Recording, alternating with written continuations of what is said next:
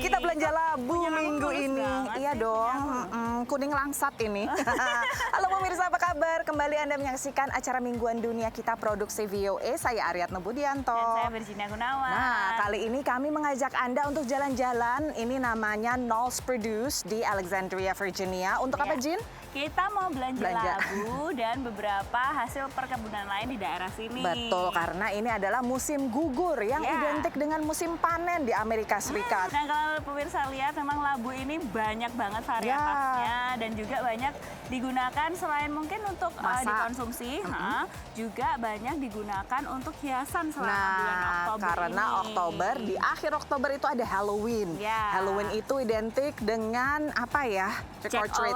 Jack-o'-lantern, ya, yang dengan menggunakan labu, dan juga ada trick or treat. Itu sebetulnya sih minta permen ya dari tetangga ke tetangga, agak-agak malak sih. Tapi ini merupakan sebuah tradisi yang tidak terlepaskan dari kebiasaan warga di Amerika Serikat. Benar sekali. Nah, ngomong-ngomong soal labu dan belanja labu di Amerika Serikat ini, entah kapan sejarahnya kok tiba-tiba orang-orang itu pada suka rasa labu, di toko kopi belinya kopi rasa labu, maksudnya gitu kan, kue rasa labu, terus apa lagi?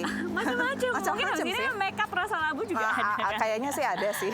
Nah, ini memang ada sebuah tren yang muncul dan ini ingin diteliti oleh seorang sejarawan dan ingin tahu juga kenapa harga labu pada tahun ini itu meningkat. Karena emang ada inflasi, Jin. Gitu Jadi harga nggak cuma labu aja, harga barang elektronik, tiket pesawat, segala macam kan pada naik. Iya, makanya kita harus agak mengencangkan ikat pinggang. Tapi ini rupanya nggak terlalu mempengaruhi pedagang labu, apa iya?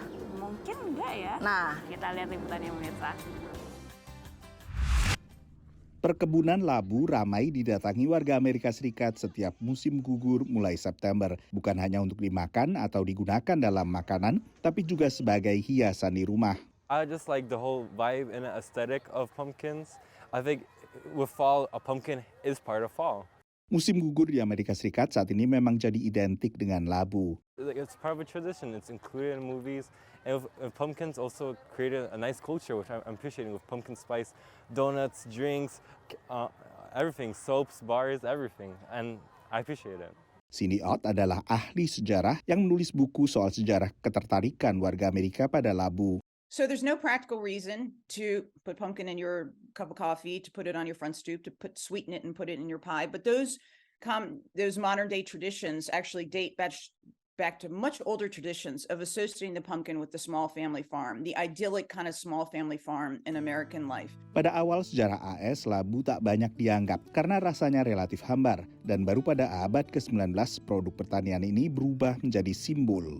Toiling in the soil, working the earth, has been a sign of like moral virtue and then creating good citizens and these kinds of old ideals. And Americans themselves, I'll ask, thousands of them, why do you like the pumpkin? They can't say why they like the pumpkin, but that's why I did the research to look back and see how these ideas were formulated. And so it's those kinds of ideals that the pumpkin can carry. Tapi seperti banyak produk makanan lainnya, harga labu tahun ini juga meningkat dibandingkan musim gugur tahun lalu akibat berbagai faktor. Fertilizers and seed, to the transportation cost of getting their product to the retail stores or to the consumers. They've also been impacted by a labor shortage to some degree. The larger the pumpkin, the greater the difference the consumers will see. Di sebagian wilayah penghasil, kekeringan dan juga keterlambatan panen juga ikut mendongkrak harga. Prices were indeed up about 20%, mostly due to fuel cost increase. They look fabulous. It's a great pumpkin crop this year. Perusahaan riset Nielsen memperkirakan penjualan berbagai produk berasal labu di AS bisa mencapai $500 miliar setiap tahunnya. Demikian laporan tim VOA. Nah, pemirsa jangan kemana-mana, kami masih punya cerita soal perayaan-perayaan di bulan Oktober dan kebiasaan orang Amerika itu apa sih? Nah, dan apakah inflasi atau kenaikan harga itu berpengaruh ke hal-hal lain? Misalnya bagaimana dengan pengusaha makanan? Mereka terdampak apa enggak? Ya. Nah, jangan kemana-mana, setelah yang satu ini hanya di Dunia Kita.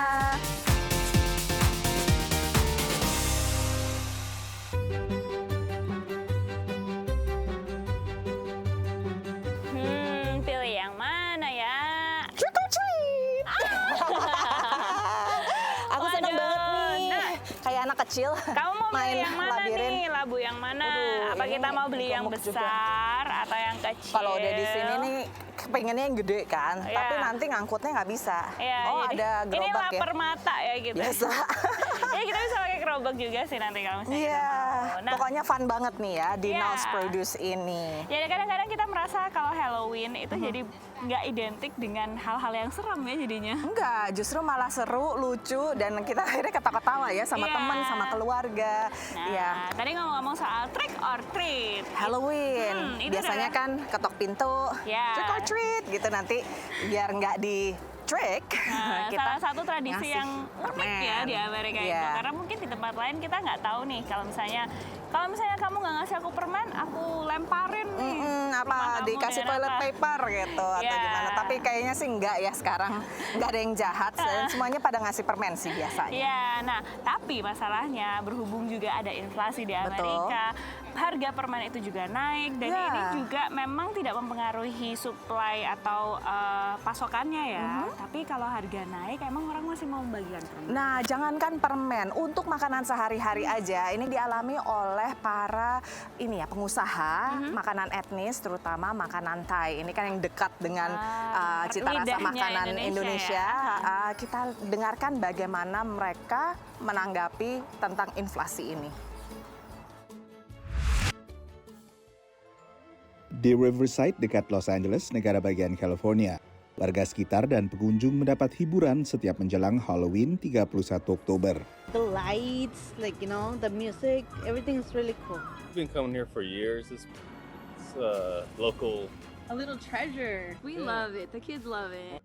Pasangan Melanie dan Mark sejak 2014 selalu all out menghiasi rumah mereka menjelang Halloween, perayaan tradisional yang ditandai dekorasi serba menyeramkan.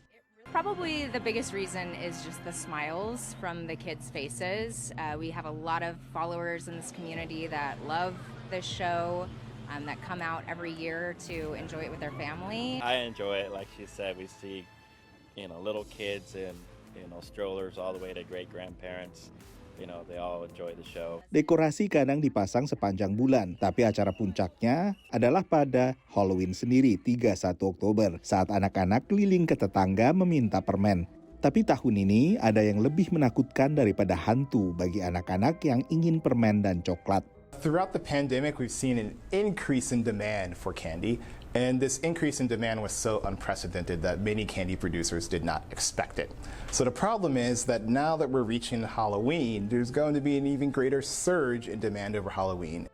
Produsen coklat Hershey's adalah yang pertama mengangkat ancaman kelangkaan ini. Supply chains for candy are a lot more complicated than you realize. So it is true that the candy is ultimately made in a factory somewhere in the middle of America, but the ingredients come from all over the world. So the milk fat, the palm oil, the cacao, everywhere from Latin America to New Zealand is kind of contributing to the ingredients within that candy.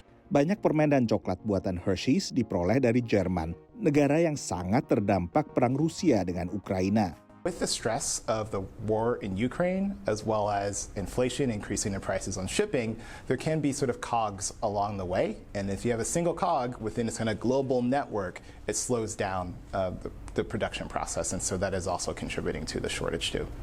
Federasi Retail Nasional memperkirakan setiap tahunnya penjualan permen untuk Halloween di Amerika Serikat bisa mencapai $3 miliar.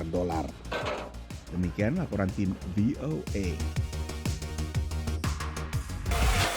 Biasanya di food court ini, kita bisa menikmati seporsi makanan Thai hanya dengan $10 atau kurang.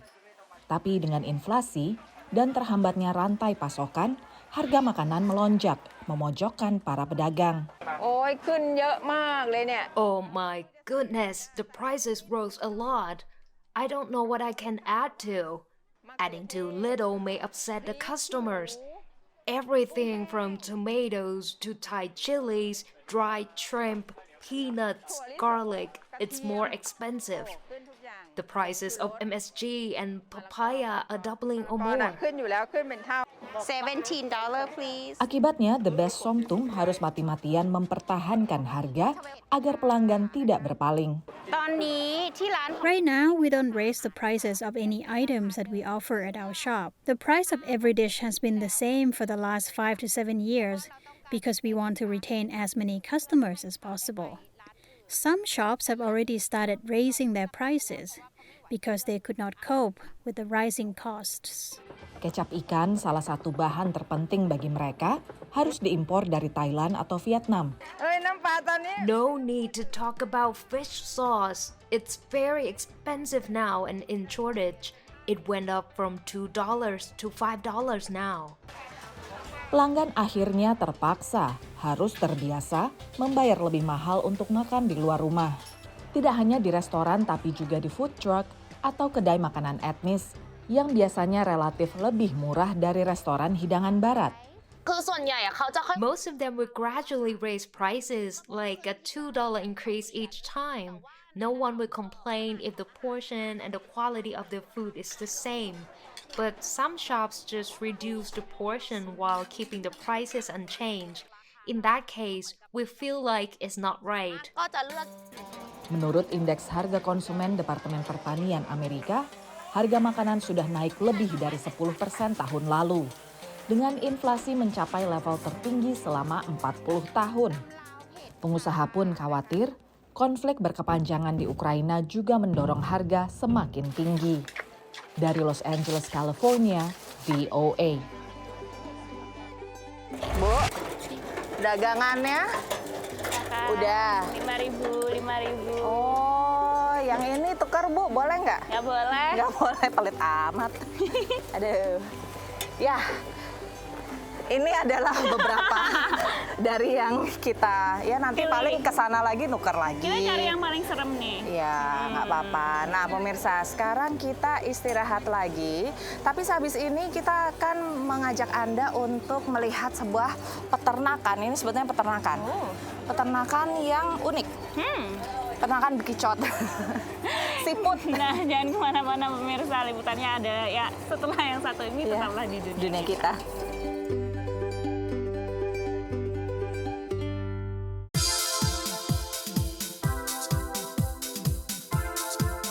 Kami masih berada di Nels Produce di Alexandria, Virginia. Ini hebat sekali, Jin, karena ini awalnya pertanian keluarga. Bahkan tadinya jualan asongan, ya, hanya dengan satu kereta gitu. Produk-produk pertanian tahun 1961. Sekarang sudah berkembang menjadi area yang sebesar ini. Dan tidak hanya menjual produk pertanian, tapi juga karena sekarang musim gugur ya.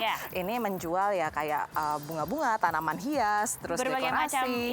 Berbagai macam hal-hal yang dihasilkan oleh perkebunan. Betul, termasuk juga atraksi untuk anak-anak gitu ya, permainan.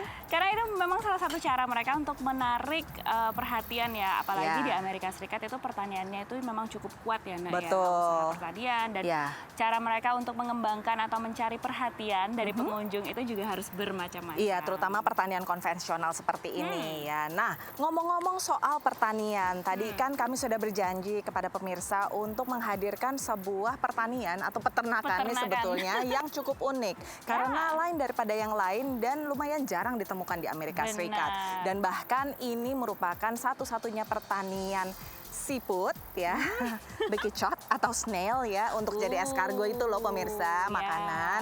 Nah ini satu-satunya yang punya sertifikasi organik dari USDA, Departemen Pertanian Amerika Serikat. Luar biasa. Bekicot organik seperti apa ya rasanya? Kita tonton liputannya pemirsa.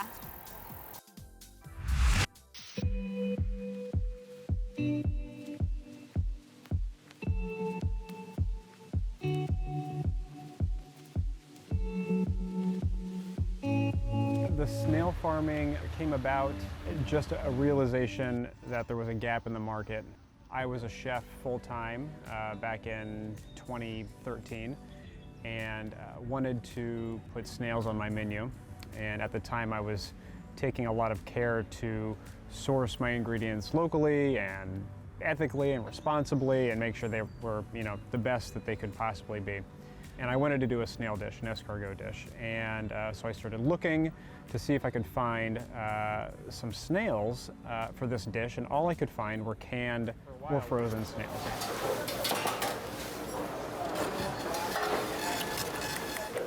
The dish we're preparing today is peconic snails. We're making it with a garlic cream, parsley puree, parsley oil, pea shoots, and snail caviar. just like that they're local and fresh. I mean, our only really option is like the canned, industrially produced French import snail. It's the same as it is everywhere. We are the only USDA certified snail farm in the country. We got our approval from them in 2015, and we work closely with them on all the things that keep the local agriculture safe, because they are an invasive pest that could do a lot of damage to, the surrounding agriculture. Once we had the snails, it was a whole new process of figuring out how to raise them inside of a greenhouse. The flavor of the snails is affected depending on what you feed them, and for that reason we're very careful with what we're finishing them on, because we know it's going to become a prominent flavor profile in the finished product. So we're literally kind of the last 2 weeks of their life seasoning them from the inside out, but more often than not it's herbs that would be more palatable to a human interest. So things like basil, parsley, tarragon, mint. Getting people to try snails for the first time is a big part of our business, because we are living in America and it's not something that people have been eating here for years and years like they have in other countries.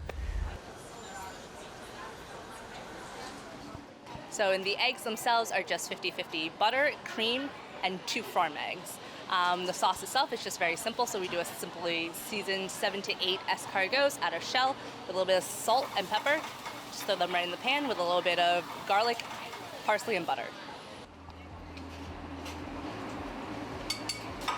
This dish is pretty popular. We pretty much get almost every table gets one. I have made the switch from full-time chef to full-time farmer. I still do some cooking at our pop-up, Paw Paw, but most of my time is spent with the snails, and it has been very relaxing. The kitchen is a stressful, hot, chaotic place, and so to kind of go from that to a very quiet greenhouse in the country with just me and the snails that aren't making any noises, it's been wonderful. What I love about snail farming, I think, is seeing the entire process. Being full-time chef, I was only kind of catching the product at its end stage, and I was, preparing it and sending it out to be eaten. With this, you're literally seeing life, being born. You're seeing these snails hatching and growing and getting bigger. You're taking care of them. You're making sure they're healthy and they're happy. And then you're creating a product, really quality, something you can, that I'm proud of, and then kind of passing it off along to the chef. Nah kalau gitu berarti ini waktunya saya dan Jenny untuk undur diri karena sudah setengah jam menemani Anda dalam dunia kita. Tapi kalau misalnya menonton dunia kita atau program VOA yang lainnya, kami banyak topik ya Jen ya. Bisa langsung diakses di www.voaindonesia.com atau juga di channel YouTube kami VOA Indonesia. Cari dunia kita di situ. Nah jangan lupa juga kami nantikan Anda jadi sahabat kami di media sosial. Ada Twitter, Instagram, Facebook dengan kata kunci VOA Indonesia. Betul. Dan kami nantikan juga pertanyaan soal Amerika, apapun itu. Pengen tahu soal kebiasaan orang di sini, atau tradisi panen, tradisi musim dingin, ada apa gitu di Amerika Serikat. Sampaikan saja, berikan kami pertanyaan Anda. Kalau misalnya dapat dari format video, mungkin bisa ditayangkan dan dapat souvenir dari kita. Betul, kalau gitu kami undur diri dulu. Pemirsa, saya Aryatna Budianto. Dan saya Virginia Gunawan. Sampai ketemu lagi minggu depan. Dadah.